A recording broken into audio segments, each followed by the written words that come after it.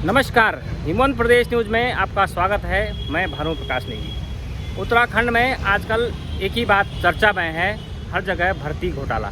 इस भर्ती घोटाले के साथ साथ अब अन्य विभागों के भी तार उखड़ने लगे हैं और तमाम जो धांधलियाँ हुई हैं, जो भर्तियाँ हुई हैं, उनके जो है परत दर पर खुलने लगी है।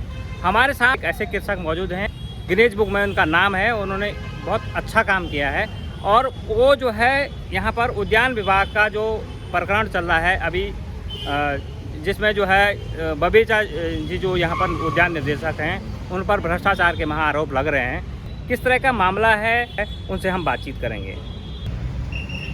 उप्रेती जी, आपका हिमवंत प्रदेश न्यूज़ में स्वागत है। और सबसे पहले तो हम आपसे ये जानना चाहेंगे कि जिस तरह से वर्तमान समय में स्थिति चल रही है, घोटाले दर घोटाले की और परत दर परत खुल रही है, आपका क्या कहना है? धन्यवाद नेगी जी। अब जो भी घोटाले चल रहे हैं वो सबको तो पता ही है, मुख्यमंत्री जी उस पर कार्रवाई भी कर रहे हैं, ये भी आप सबको पता, हम सबको पता है। और रही बात, हमारे उद्यान विभाग में भी इस तरह के घोटाले सामने आ रहे हैं। पता हुआ है कि यहाँ पे जो है केंद्र पोषित जो योजनाएं हैं विभाग के अंदर, उसमें भी 10 से 15 लोगों की यहाँ पे नियुक्ति की गई है। और वो उन लोगों की नियुक्ति करी है, किसी का पति उद्यान विभाग में है, किसी का भाई है, किसी की पत्नी है, मतलब उन्हीं लोगों को ये बांट दिया है। किसी के लाख रुपए, 50,000 रुपये इस तरह की उनकी तनख्वाहें हैं। मैं समझता हूँ ये जांच का विषय है, क्या उनकी कोई परीक्षा ली गई, क्या उनकी नियुक्ति से पहले किसी किस्म का कोई एडवर्टाइजमेंट निकाला गया। तो जिस तरह से STF की मुख्यमंत्री जी और जांच करें, उसी तरह उद्यान विभाग में भी भर्ती घोटाले की भी जांच होनी चाहिए। ऐसा मैं आपके चैनल के माध्यम से माननीय मुख्यमंत्री जी से मांग करता हूँ। अच्छा, आपके द्वारा भी सर पिछली बार जो है भ्रष्टाचार के आरोप लगाए गए थे, जो उद्यान निदेशक हैं यहाँ पे, उनकी जो नियुक्ति है वो जो है उसको लेकर के भी सवाल उठे थे। क्या कहना है आपका?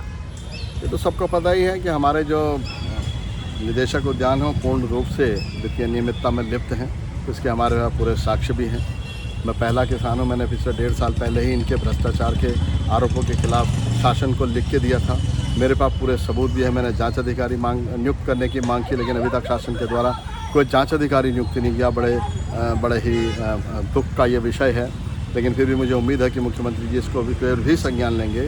जहाँ तक इनकी प्रतिनियुक्ति का मामला है, अब तो ये बहुत क्लियर हो गया कि डायरेक्टर को स्वतः ही चले जाना चाहिए, क्योंकि उनके भर्ती का जो विज्ञापन आया था, एडवर्टीजमेंट आया था अपॉइंटमेंट के लिए, उसमें साफ तौर पर एक लिखा गया है कि यदि आपके खिलाफ कोई मामला लंबित हो और आप उसको अगर छुपाते हैं, वो अगर संज्ञान में आता है या पब्लिक डोमेन में आता है, तो आपकी प्रतिनियुक्ति स्वतः ही रद्द मानी जाएगी।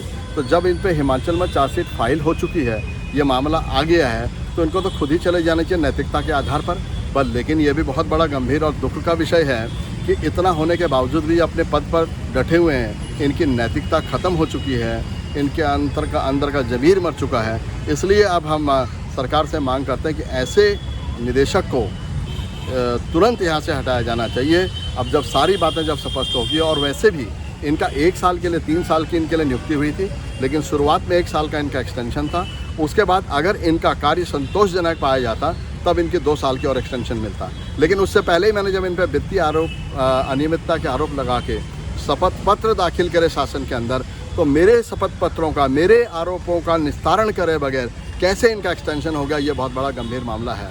अब तो सरकार को तुरंत इनके खिलाफ जांच, इनको सस्पेंड करके इनके खिलाफ जांच करनी चाहिए, और इनके जो भी इन्होंने यहाँ पे वित्तीय अनियमितता करी है उसको रिकवरी होनी चाहिए।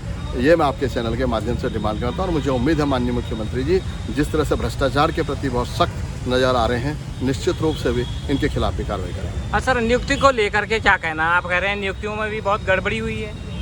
मैंने कहा ना, अभी केंद्र सरकार की जो पोषित हमारी योजनाएं हैं, उनमें मुझे पता लगा कि 10 से 15 नियुक्तियां हुई हैं, और उसमें से कोई किसी का भाई है, कोई किसी के कोई पत्नी है, जो विभाग में लोग काम करें। आज उत्तराखंड का नौजवान बेरोजगार है, वो अपने रोजगार की तलाश में, नौकरी की तलाश में दर दर भटक रहा है। तो क्या यही लोग रह गए?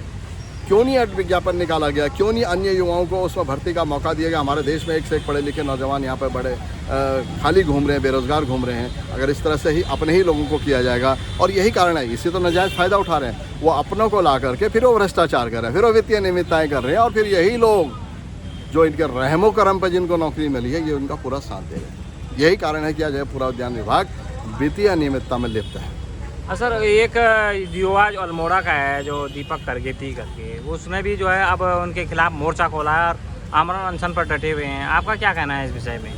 ये तो स्पष्ट है, दीपक करगेती को झूठा फंसाया गया है।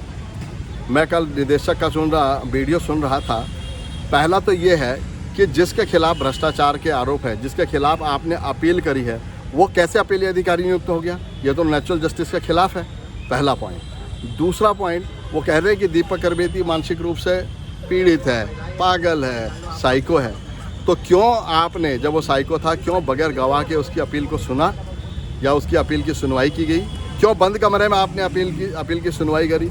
तो ये है कि इस प्रदेश के अंदर जो भ्रष्टाचार के खिलाफ आवाज़ उठाएगा, उसकी आवाज़ को बंद करने का प्रयास किया जा रहा है। मेरे साथ भी ऐसे ही हुआ। अगस्त 2021 में मेरे को भी लीगल नोटिस भेजा गया और बोला गया कि 10 दिन के अंदर आप सार्वजनिक रूप से अगर माफ़ी नहीं मांगे तो आपके खिलाफ 496 के तहत जो है मानहानि का मुकदमा दर्ज किया जाएगा।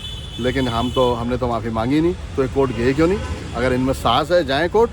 तो ये सब चीज़ें आवाज़ को दबाने का काम किया जा रहा है। बट आपके चैनल के माध्यम से मैं निदेशक महोदय को ये चेताना चाहता हूँ, आप जब इस तरह की घटिया हरकतें करेंगे तो तब यहाँ का किसान लामबंद होगा। अभी तो एक दीपक करगेती न जाने यहाँ भी, और भविष्य में यदि इनको नहीं हटाया गया तो हम सारे लोग किसान मिल करके एक आंदोलन चलाएंगे। गांव में, ज़िले में आंदोलन के खिलाफ चलाया जाएगा। जल्द से जल्द इनको यहाँ पे भगाने का काम किया जाएगा। मैं जल्द से इस बारे में मुख्यमंत्री जी से भी रिक्वेस्ट करने के लिए उनसे समय मांगने का प्रयास करूँगा। सर, अब मुख्यमंत्री जी से आपकी किस तरह की उम्मीद है? अब लगातार उनके संपर्क में भी बने रहते हैं। मैंने मुख्यमंत्री जी के इनके एक्सटेंशन को रद्द करने की बात की थी। उन्होंने आगे उसको कार्रवाई करने के लिए आदेश भी दे दिए हैं। तो मुझे लगता है कि थोड़ा बहुत देर हो जाती है जो भी कानूनी कार्रवाई या विभाग प्रशासन के जो कामकाज में, लेकिन मुझे लगता है कि मुख्यमंत्री जी ज़रूर जिस ढंग से अन्य घोटालों पर वो संजीदा हैं और एकदम नज़र लगाए हुए हैं, तो निश्चित रूप से चाहे उद्यान का घोटाला हो, चाहे निदेशक के एक्सटेंशन को निरस्त करने का मामला हो, या निदेशक के वित्तीय अनियमितताओं का मामला हो, और इस ढंग से अब तो पराकाष्ठा होगी जब कोई आदमी अपील करने के उस पर महिला का उपयोग कर जिस ढंग से महिला को आगे करके यहाँ पे 354 और 332 धारा लगा करके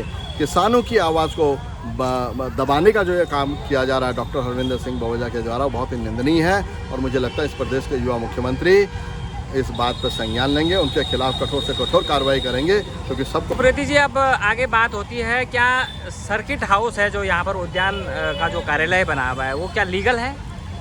नेगी जी, आपने बहुत अच्छा प्रश्न किया।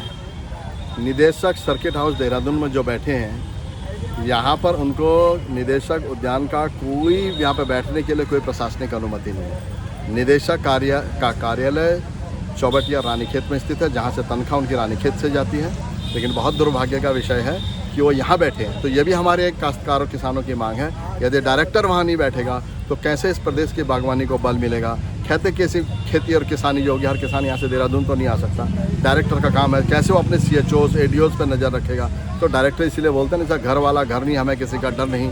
इस प्रदेश के अंदर ये हो रहा, और इससे बड़ा दुर्भाग्यपूर्ण जब इनको वहाँ बैठाने की हम बात करते हैं तो इनके बयान आते हैं कि मैं रानीखेत में बैठ करके योजना नहीं बना सकता। तो ये तो बदनामी है, एक तौहीन है उत्तराखंड पृथक राज्य की अवधारणा की भी। और ऐसे अधिकारी के खिलाफ सख्त कार्रवाई होनी चाहिए। ऐसे अधिकारी को 24 घंटे भी अपने पद पर बने रहने का कोई हक नहीं है, जो ये कहता है कि मैं अपने पर्वतीय क्षेत्र में बैठ करके वहाँ कार्य। तो ये थे हमारे साथ गोपाल उप्रेती जी, जो है बहुत फेमस किसान है। इनके नाम पर वर्ल्ड रिकॉर्ड और गिनीज बुक में भी जो है इनका नाम दर्ज है।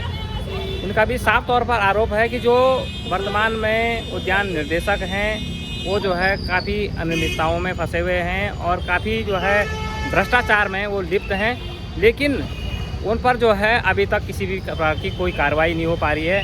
और अगर जल्द ये कार्रवाई नहीं होती है तो पूरे प्रदेश भर के जो किसान हैं वो जो है इनके खिलाफ लामबंद होंगे और उनके खिलाफ ज़बरदस्त आंदोलन करेंगे और इनको इस पद से यहाँ पर से हटा के छोड़ेंगे। नमस्कार।